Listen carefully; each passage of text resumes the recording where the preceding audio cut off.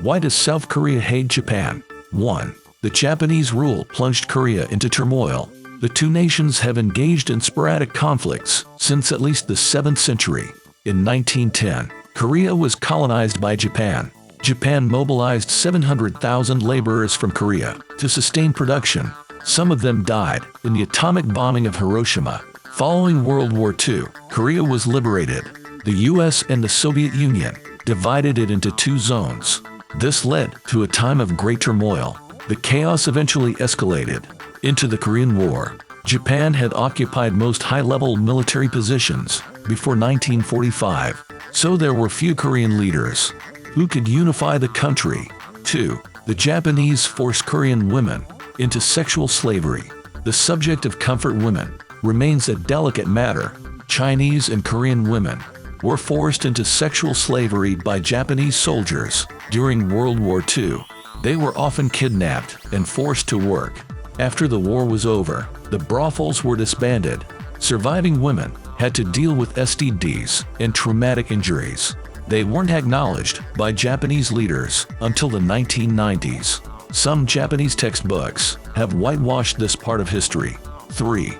Japan enforced a cultural assimilation policy. In 1936, Japan expelled the Korean language from the Korean curriculum. The Japanese banned it in schools and public areas.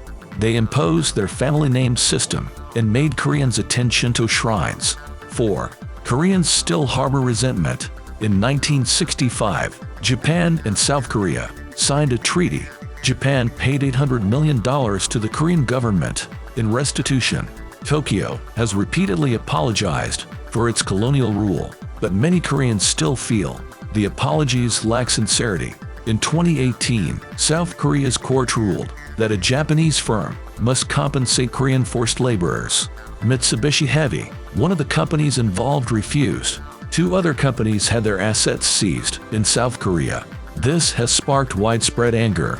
In South Korea, Koreans started boycotting all Japanese products.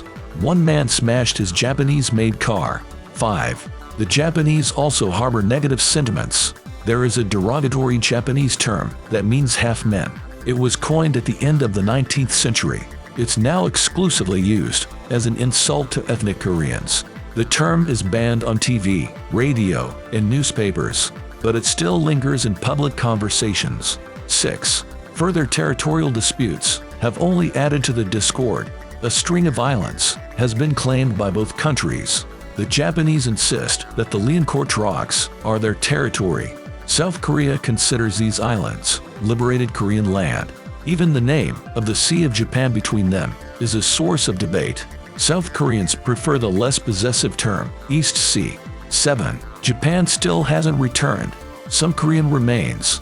In the 1970s, Japan was asked to return 38,000 Korean remains, specifically noses, from Kyoto's Mimizuka nose tomb.